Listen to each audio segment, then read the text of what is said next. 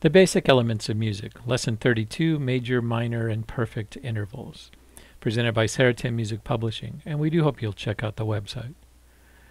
We are continuing on with our lessons, and this special lesson is taking those generic intervals of thirds, seconds, sixths, and defining them more precisely in terms of a major or minor sound, or perfect interval.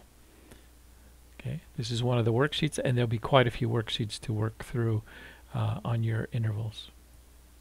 We're going to start off with a unison note.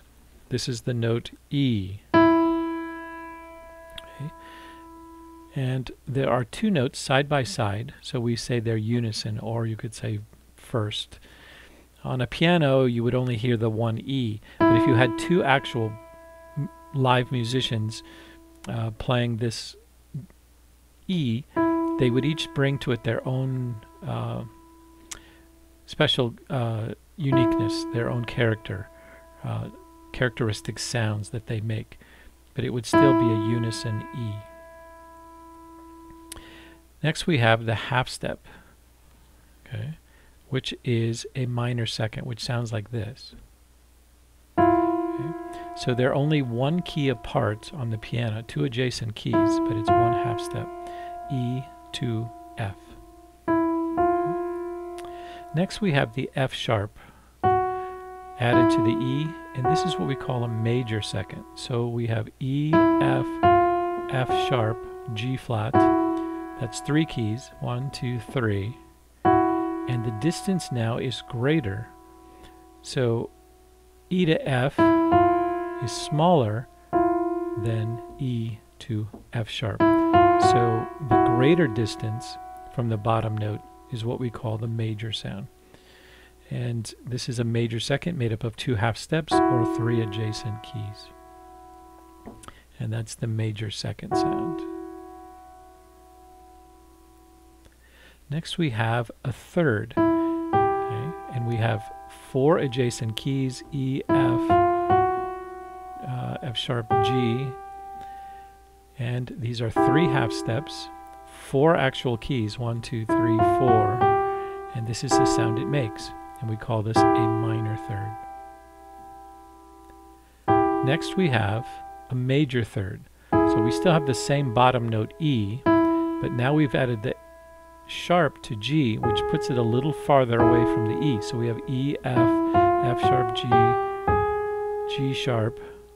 So that's five adjacent keys, 1, 2, 3, 4, 5, four half steps, and that gives us that major third. So it's farther than the minor. Here's the minor sound, E and G.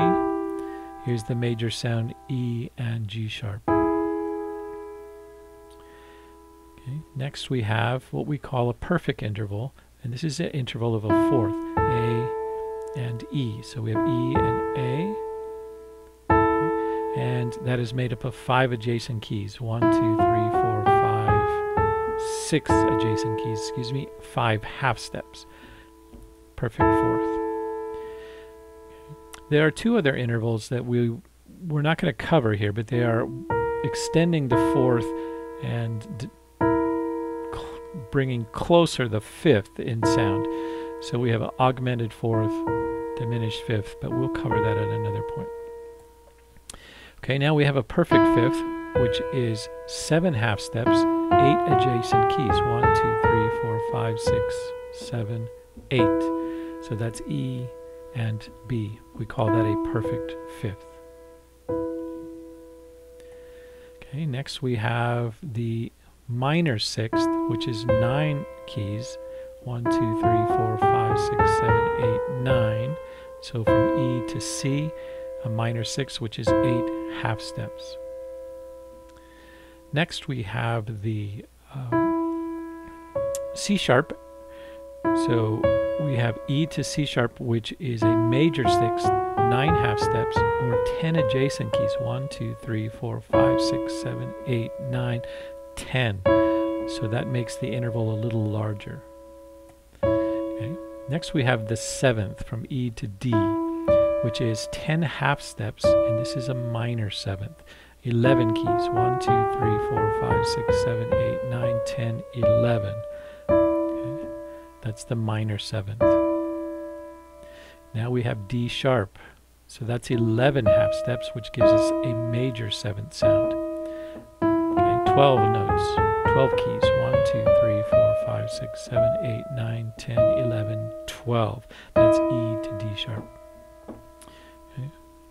And that brings us to one more, which is the perfect octave, the eighth, which is 12 half steps, and 13 adjacent keys. 1, 2, 3, 4, 5, 6, 7, 8, 9, 10, 11, 12, 13. So that's from one E to the next E. We call that an octave. Okay. And it gets its name because it's just 8 notes away. E, F, G, A, B, C, D, E. 8 keys. But including all of the half steps in between, it's 13 adjacent keys, 12 half steps. This is a chart you can keep, and it explains the distances between the intervals.